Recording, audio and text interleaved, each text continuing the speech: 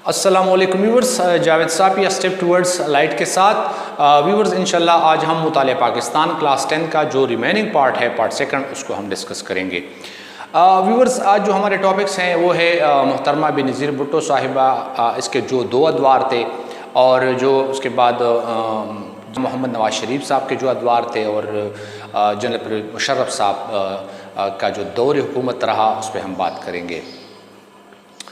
Viewers ये जो general Ziaul हक़ साहिब का दौर था, वो कि उसका एक लंबा अरसा उसने हुक्मरानी की एज ए डिक्टेटर, और फिर वो कुछ इख्तिलाफात पैदा हो गए। हस्ब मामूल जिस तरह होता है हमारे जो पाकिस्तान की जो तारीख़ है कि वो उजली कैम्प का वाक़या हो गया जहाँ पे रावलपिंडी में वहाँ पे असलहे के डब्बू में आग लगी और धमाके हो गए, बहुत ज़्यादा नुकसान हुआ। फिर जुनेजो साहब जो उसके प्राइम मिनिस्टर थे उसको घर भेजा क्योंकि उसके साथ कुछ अफ़गान पॉलिसी पे कुछ इख्तिलाफात थे, और बाद में फिर वो बहावलपुर में जो हवाई जहाज़ का जो सानहा पेश आया उसमें वो और उसके जो 30 थे अफसरान वो भी उसमें फौत हो गए। तो उसके बाद ये मोहतरमा बेनज़ीर भुट्टो साहिबा का दौर शुरू हुआ। गो कि ये इस्लामिक वर्ल्ड में ये पहला मौका था, पहली मरतबा इस तरह हो रहा था कि एक औरत जो है वो हुक्मरानी संभाल रही है, और वो भी बहुत कम एज में। लेकिन इस बात में कोई शक नहीं है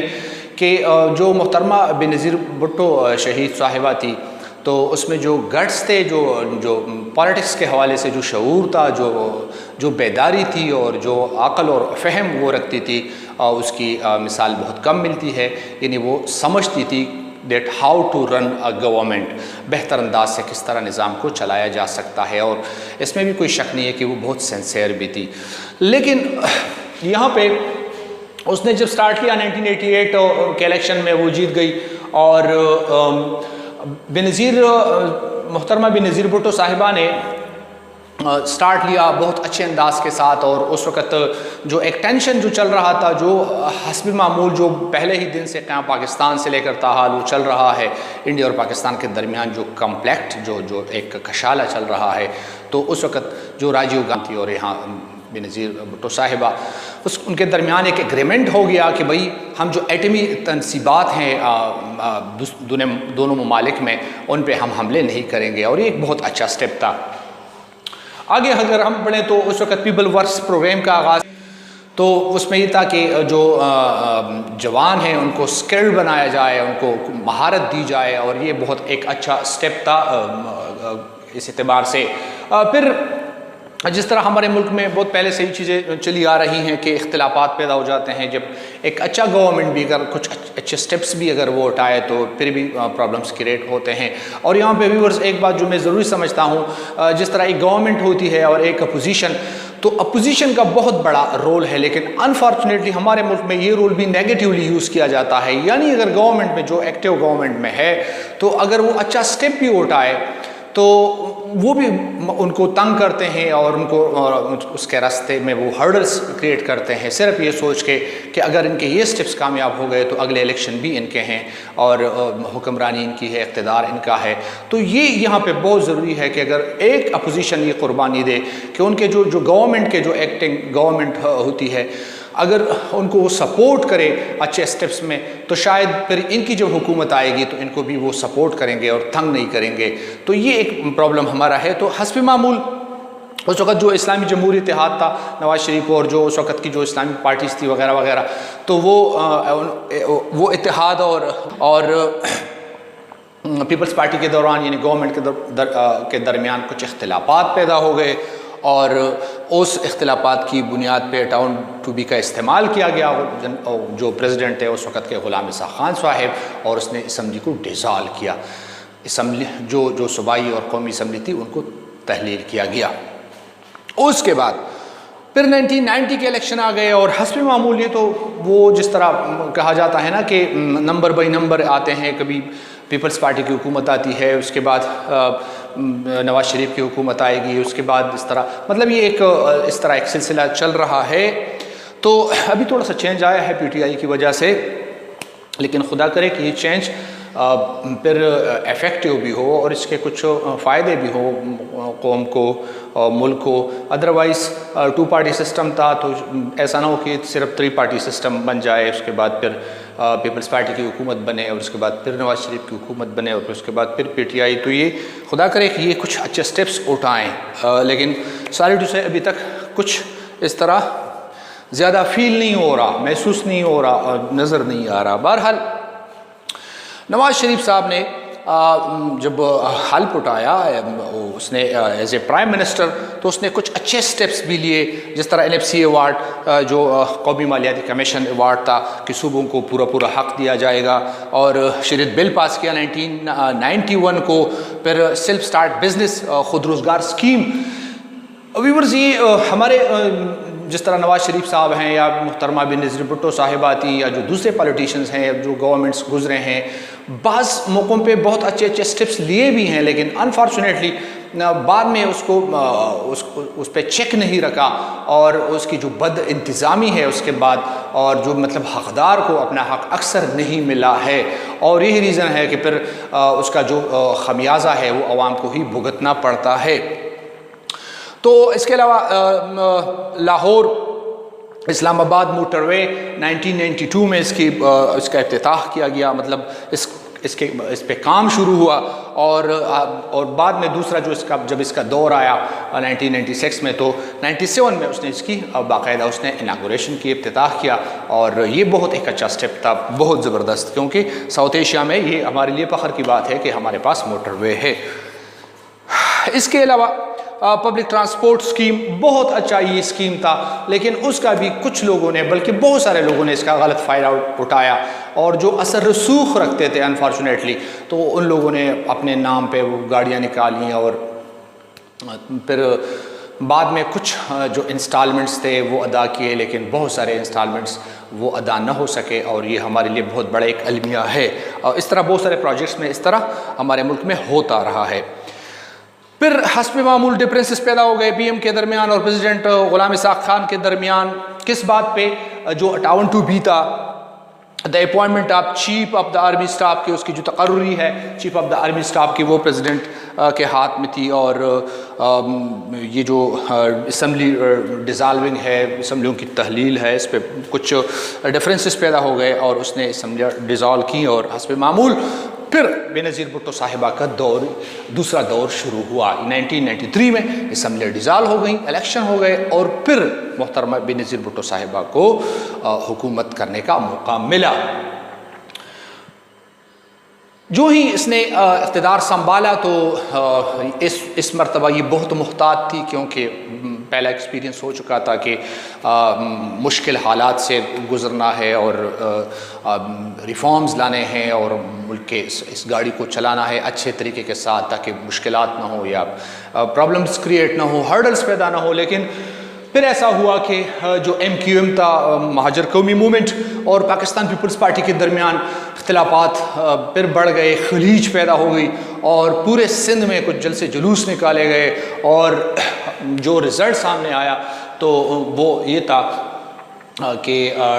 लगारी साहब जो उस वक़्त प्रेसिडेंट थे, और जो मोहतरमा बेनज़ीर भुट्टो साहिबा थी, तो उनके दरमियान भी इख्तिलाफात बढ़ गए कि, और उसने बीट 58B का इस्तेमाल करके असम्बली को वंस अगेन डिज़ोल्व किया। ये एक आम सा सिंपल सा तरीका है मुल्क में असम्बली डिज़ोल्व करने का। अल्हम्दुलिल्लाह ये तो इसमें अमेंडमेंट हो गया है, ये पावर वापस लिए गए हैं। उसके बाद फिर 1997 के इलेक्शन आ गए, आम इंतखाबात, और वंस अगेन हस्ब मामूल बारी बारी का जो सिलसिला है अभी तक जारी है अल्हम्दुलिल्लाह। और 1997 में वंस अगेन जो मियां मोहम्मद नवाज शरीफ साहिब थे, वो उसने टेक ओवर किया, और दोबारा उसने हल्फ उठाया as a prime minister of Pakistan. उसने 13 अमेंडमेंट की, यानी जो पावर्स थे उनको कम किया, उनको ख़त्म किया, और इन प्रेसिडेंट के पास जो पावर थे असम्बली डिज़ोल्व करने का, और chief of the army staff की जो तकर्री है, अपॉइंटमेंट है, उसको, ये बहुत अच्छा एक स्टेप लिया। 6 अप्रैल 1998 को गौरी मिसाइल का एक कामयाब तजर्बा किया, और जिसका रेंज था 1500 किलोमीटर, यानी वहाँ तक वो वार कर सकता था। और 11 और 13 मई 1998 को इंडिया ने एटॉमिक टेस्ट कराए। और अब ये हमारी मजबूरी थी, क्योंकि अल्हम्दुलिल्लाह उस वक़्त हम भी इस बात के अहल हो चुके थे, हमारे हाथों में भी एटम बम आ चुका था और हम एटमी पावर बन चुके थे, लेकिन सिर्फ उसका टेस्ट करना बाकी था। तो 28 मई 1998 को टेस्ट कराए गए, एटम बम को टेस्ट कराया गया। और व्यूअर्स, आपके इल्म में है कि कोई भी टेक्नोलॉजी जब बनती है, इवन कोई व्हीकल जब बनता है, कोई भी चीज़ जब बनती है तो उसको टेस्ट कराया जाता है। तो जब टेस्ट कराया जाता है उसके बाद जो उसके पैरामीटर्स हैं अगर वो दुरुस्त हैं तो उसके बाद खुशी का इजहार किया जाता है। और इसी तरह चागी के पहाड़ों में, बलूचिस्तान में, वहाँ पे ये टेस्ट कराए गए। और पाकिस्तान की तारीख़ में एक ऐसा दिन भी हमें देखने को मिला कि जिसमें पूरी दुनिया में, मुस्लिम वर्ल्ड में पाकिस्तान एक एटमी क़ुव्वत के तौर पे उभरा और सामने आया। ये हमारे लिए अल्हम्दुलिल्लाह शुक्र की बात है और फ़ख्र की बात है, क्योंकि बैलेंस ऑफ पावर को मेंटेन रखना बहुत ज़रूरी होता है। यानी अनफॉर्चुनेटली हमारी दुश्मनी चल रही है इंडिया के साथ, जो खुदा करे कभी ख़त्म हो। तो ज़ाहिरी बात है कि अगर वार हेड्स के हवाले से और डिफेंस के हवाले से वो जितने कदम उठाएंगे, हम उससे आगे कोशिश करेंगे कि हम भी उतने कदम उठाएं। और यानी इस बैलेंस को बरकरार रखने के लिए हम वो सब कुछ करेंगे जो वो करते हैं, और ताकि ज़ाहिर हो सके। तो व्यूअर्स, इस बैलेंस ऑफ पावर को मेंटेन रखने के लिए ये टेस्ट कराए गए और फिर बहुत सारी दुनिया, कुछ उसके बाद कुछ सैंक्शंस भी लगे पाकिस्तान पे, लेकिन अल्हम्दुलिल्लाह पाकिस्तान उस वक्त की हुकूमत ने डट कर मुकाबला किया और मुश्किलात से हम निकल आए। और ये हमारे लिए एक बहुत बड़े फ़ख्र की बात है। जी व्यूअर्स, फिर कारगिल वार एक बहुत बड़ा एक कह लें कि एक अचीवमेंट थी हमारे लिए कि 1999 में कारगिल में एक छोटी सी वार लड़ी गई और इंडिया और पाकिस्तान के दरमियान कारगिल एक छोटी है और वो जंग हम जीत चुके थे। लेकिन फिर वाशिंगटन से जो फरमान जारी हुआ तो वार ख़त्म हो गई और जनरल परवेज़ मुशर्रफ और मियां मोहम्मद नवाज शरीफ साहिब के दरमियान कुछ इख्तिलाफात इस वजह से भी पैदा हो गए। यहाँ पे व्यूअर्स, जो एक बात मैं ज़रूर समझता हूँ वो ये है कि मोहम्मद अली जिन्ना साहब ने, कायद आज़म मोहम्मद अली जिन्ना साहब ने जब ये मुल्क बना तो उसने तुर्की से रब्ता किया और कुछ दूसरे पॉइंट्स भी थे, मैं उसको डिस्कस नहीं करूँगा। लेकिन इनको बताया गया तुर्की से कि भाई अगर आपका ये न्यूली स्टेट है तो चंद बातों के साथ साथ ये एक ज़रूरी बात ये है कि आपके मुल्क में जब पार्लियामेंट बने, एक निज़ाम बने, एक सिस्टम बने, तो उसको बाहर से डिक्टेशन ना मिले, यानी उनके जो डिसीजंस हों, जो फ़ैसले हों वो उनके अपने हों, तो फिर आपके लिए तरक्की करना आसान हो जाता है। तो बदकिस्मती से ताहाल बाहर से कुछ डिक्टेशंस अक्सर हमें मिलते हैं और उनके डिक्टेशंस को देख के ही हम मुल्क को चलाते हैं। व्यूअर्स, इसकी मिसाल ऐसी है कि जब किसी जंज में एक गाड़ी जा रही है और उस जंज में जो ड्राइवर है वो अपने मतलब ट्रैफिक के उसूलों के मुताबिक, कवानीन के मुताबिक और अपने सोच और जहन के मुताबिक वो उस गाड़ी को चलाए और जो उसके साथ पैसेंजर्स हैं उसकी बात ना माने, तो वो इसमें ये तकरीबन श्योरिटी है, पॉसिबल है, मुमकिनात बहुत ज़्यादा हैं कि वो सेफ़ एंड साउंड वहाँ पर अपने मकाम तक पहुँचे। लेकिन अगर वो ड्राइवर पैसेंजर्स के कहने के मुताबिक गाड़ी को चलाता रहे कि यहाँ पे ओवरटेक करो, रॉन्ग साइड से अटैक करो, यहाँ से रॉन्ग साइड से अटैक करो, हम आपको हर ओवरटेक के 200-200 रुपये देंगे, तो अक्सर ऐसे ड्राइवर जो हैं वो उनको भी मरवा डालते हैं और ख़ुद भी मर जाता है। तो मुल्क चलाने के लिए बहुत ज़रूरी है कि जो रूल्स रेगुलेशंस हैं, जो लोगों की जो उनके लोगों के ख्वाहिशात हैं और लोगों के मतलब जो ज़रूरियात हैं और लोगों को देख के अपने वसाइल को देख के जो भी फैसले हों वो हमारे अपने हों और बाहर से हम डिक्टेशन ना लें, बहुत ज़रूरी बात है। इसके अलावा फिर ये जंग ख़त्म हो गई और फिर चूँकि वहाँ से फरमान जारी हुआ तो अनफॉर्चुनेटली फिर जब आपको विड्रॉल करना पड़े ड्यूरिंग वार, तो फिर पाकिस्तानी जो आर्मी थी, जो हमारे जवान थे, जो हीरोज़ थे, उनको कुछ नुकसान भी उठाना पड़ा। बहरहाल इस बात पे जो जनरल परवेज़ मुशर्रफ साहब थे, उस वक्त वो chief of the army staff थे और मियां मोहम्मद नवाज शरीफ साहिब के दरमियान इख्तिलाफात पैदा हो गए और उसने उसको हटाया और जो जनरल ज़ियाउद्दीन भट्ट साहब थे उसको कहा कि आप चीफ ऑफ आर्मी स्टाफ होंगे। लेकिन उस जनरल परवेज़ मुशर्रफ साहब ने इस हुक्म को मानने से इनकार किया और कह लें कि ख़ुद इक़्तिदार संभालने की कोशिश की और एक एज ए चीफ एग्जीक्यूटिव के तौर पे काम उसने शुरू किया। लेकिन बाद में फिर 2001 में बाकायदा तौर पर उसने हल्फ उठाया, क्योंकि कराची में एक वाक़या इस तरह आया कि वो हवाई जहाज़ में थे और किसी दौरे पे गए थे और ये उसको हुक्म मिला उस जहाज़ को कि आप जहाज़ को नहीं उतारने देंगे। नहीं उतारा जा रहा था जहाज़ को एयरपोर्ट पे, और फिर जब वो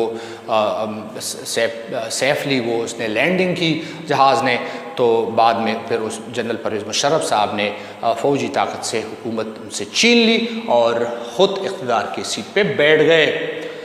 उसके बाद जनरल परवेज़ मुशर्रफ साहब का दौर शुरू हुआ। गो कि जनरल परवेज़ मुशर्रफ साहब कुछ उससे बहुत ज़्यादा कोताहियाँ भी हुई हैं, कुछ ब्लंडर्स कह लें कि उनसे हुई हैं, लेकिन अगर हम जनरली बात करें तो कुछ उसके ऐसे स्टेप्स थे जो मुल्क के लिए बहुत मुफीद थे। उनमें से कुछ रिफॉर्म्स थे लोकल गवर्नमेंट जो अयूब साहब ने किए थे, और पहले से उसने आगाज़ किया था। लोकल गवर्नमेंट ये एक बहुत ज़बरदस्त एक सिस्टम है जो मकामी हुकूमतों का जो निज़ाम है, तकरीबन दुनिया के बहुत सारे जो डेवलप्ड ममालिक हैं वहाँ पे ये सिस्टम बाकायदगी के साथ और बहुत बेहतरी के साथ वो चल रहा है। तो उसने उसका दोबारा से आगाज़ किया ताकि रूट लेवल पे, क्योंकि व्यूअर्स मेरे जो मसाइल हैं, मेरे जो इश्यूज़ हैं, मेरे जो प्रॉब्लम्स हैं और मेरे गांव के, मेरे इलाके के, तो उनका मुझे ज़्यादा पता है न कि मेरे जो MPA हैं, मेरे जो MNA हैं, शायद उनको इतना ज़्यादा पता ना हो जितना मुझे पता है। तो ये बहुत एक अच्छा सिस्टम है। लोकल गवर्नमेंट ऑर्डिनेंस उसने पास किया 2005 में। वहाँ पे उसने ये किया कि एक्सक्यूज़ मी, उस ऑर्डिनेंस के थ्रू जो मेंबर्स थे वो 21 से कम करके 13 कर दिया। और एक्सक्यूज मी, अच्छा व्यूअर्स, यहाँ पे ऑर्डिनेंस मींस एक पर्दे वाहिद जब एक कानून पास कर लेता है तो उसको हम ऑर्डिनेंस कहते हैं। और जब पार्लियामेंट में बाकायदगी अक्सरियत के साथ, पार्लियामेंट में अक्सरियत के साथ अगर कोई कानून बनता है, पास होता है, सेनेट से फिर होके प्रेसिडेंट साहब उस पर साइन करते हैं, तो उसको हम एक्ट कहते हैं। तो ये ऑर्डिनेंस, क्योंकि वो एक एज ए डिक्टेटर काम कर रहे थे एज ए प्रेसिडेंट, तो उसने ये ऑर्डिनेंस जारी किया और उसमें ये किया कि 21 से मेंबरान की तादाद कम करके 13 कर दी। फिर उसने उससे पहले उसने रेफरेंडम कराए थे 2002 में, ताकि हमें मुंतखब करते हैं, यानी अगले 5 सालों के लिए, फिर वो मुंतखब भी हो गए। और उसके बाद फिर उसने LFO पास किया, लीगल फ्रेमवर्क ऑर्डर। इसमें यह था कि प्रेसिडेंट जो है वो आईन में किसी भी वक्त अगर चाहे तो इसमें अमेंडमेंट का ऐलान वो कर सकता है, यानी कुल के वो तरमीम कर सकता है। और यहाँ पे जो एक ज़रूरी बात है वो ये थी LFO में कि भाई इस तरमीम को कोई भी किसी भी कोर्ट में इसको चैलेंज नहीं किया जा सकता है। यानी डिक्टेटर, मतलब जो डिक्टेटर होता है वो होता भी डिक्टेटर है। यानी एज ए डिक्टेटर उसने कहा कि आइन में तरमीम कर सकता है और किसी भी कोर्ट में इसको चैलेंज नहीं किया जा सकता। फिर उसके बाद उसके जो दूसरे कह लें कि रिफॉर्म्स थे, तो मॉडर्निज्म कह लें कि वो इत्तेदाल पसंद थे और लिबरल किस्म के थे। लेकिन फिर वो उसके दौर हुकूमत में जो 9/11 का जो वाक़या आया, वर्ल्ड ट्रेड सेंटर और पेंटागन पे जो हमले हो गए, तो उसके बाद जो दुनिया थी वो मुकम्मल तौर पर चेंज हो गई, तब्दील हो गई। और वो बहुत सख्त एक टाइम था पाकिस्तान के लिए स्पेशली, क्योंकि जो अमेरिका था वो मोरद इल्ज़ाम ठहरा रहा था पाकिस्तान को कि यहाँ से ये सब कुछ हो रहा है, और जो तालिबान है, अलकायदा है, these persons are supported by Pakistan and its intelligence, जो भी था। लेकिन वो बहुत प्रेशर वाला एक टाइम था और पाकिस्तान के लिए सख्त हालात थे, लोग भी हैरान थे कि अब आगे होगा क्या। तो अल्हम्दुलिल्लाह जो जनरल परवेज़ मुशर्रफ साहब थे उसने बहुत ही खूबसूरती के साथ और हिकमत के साथ उस मसले को हैंडल किया, बहुत ही चालाकी के साथ। और व्यूअर्स, कोई भी जब लीडर होता है ना, तो लीडर में ये क्वालिटी होती है कि वो ऐसे हालात में जहाँ पे कन्फ्यूजन हो, जहाँ पे क्लैरिटी ना हो और जहाँ पे मतलब सख्त किस्म के हालात हों और लोग हैरान हों कि भाई इस मसले का हल क्या होगा, तो अगर लीडर है वहाँ पे तो उसका हल वो निकाल सकता है। यानी वहाँ पर हिकमत का मुजाहरा करके उसने प्राइवेटाइजेशन की, निजकारी को उसने थोड़ा सा प्रमोट किया, और इससे ये हुआ कि जो मायार था काम का वो थोड़ा सा और भी प्रमोट हो गया, और लोगों ने दिलचस्पी का इजहार किया, इन्वेस्टमेंट शुरू की, सरमायाकारी वगैरह वगैरह। कुछ इकनॉमिक रिफॉर्म्स किए, और कुछ टैक्सेस जो थे वो कम किए, मतलब टैक्सेस का जो रेशो था उसे कम किया, लेकिन टैक्सेस का जो नेट था उसको वसी किया। ये बहुत एक अच्छा स्टेप था। और सोशल रिफॉर्म्स किए, वुमेन राइट्स के हवाले से उसने हुकूक निस्वाब बिल पास किया कि भाई इस्लाम ने, इस पर अगर बात करें तो इस्लाम ने जो राइट्स, जो हुकूक दिए हैं औरत को, वो किसी और, न किसी मज़हब ने दिए हैं, न किसी फ़िरक़े ने दिए हैं, न किसी कौम ने दिए हैं, इसमें कोई शक नहीं है। और जो उस वक़्त करबा परवरी थी, रिश्वत और ये चीज़ें, इसको थोड़ा सा, इस कल्चर को ख़त्म करने की उसने कोशिश की, लेकिन ताहाल वो चल रही हैं वो चीज़ें। और एजुकेशनल रिफॉर्म्स किए, हायर एजुकेशन कमीशन का क़याम अमल में लाया गया। ये बहुत अच्छा एक स्टेप था, मतलब जो स्कॉलरशिप्स इसका आगाज़ हुआ स्टूडेंट्स के लिए, जो टीचर्स उनको रिवार्ड देने शुरू हो गए, उनकी जो तनख्वाहें थी, पैकेजेस थे, उनको थोड़ा सा बेहतर किया। और मतलब एजुकेशन साइड पे उसने एक जो डॉक्टर तौरामान साहब को साथ लेके उसने जो स्टेप्स उठाए थे, और जो उनका प्रोग्राम था, जो प्लान था, जो विज़न था, वो ज़बरदस्त था। लेकिन ब्रेक आते ही सब कुछ ख़त्म हो गया। फिर कंप्यूटराइज शनाख्ती कार्ड का इजरा किया वगैरह वगैरह। तो व्यूअर्स, मेरी कोशिश होती है कि मतलब इस तरह, मतलब चैप्टर को, पूरे हाफ चैप्टर को या पूरे चैप्टर को इस तरह तो पढ़ाया नहीं जा सकता, लेकिन ये है कि जो मोटी मोटी बातें हैं, मेरी कोशिश होती है कि मैं वो आपके साथ शेयर करूं। और आपके लिए बुक देखना और टीचर्स के नोट्स देखना वो तो बहुत ज़रूरी है। आप डिस्कस भी कर सकते हैं अपने टीचर्स के साथ, और कमेंट्स में भी आप पूछ भी सकते हैं। और thank you viewers for watching. अस्सलाम।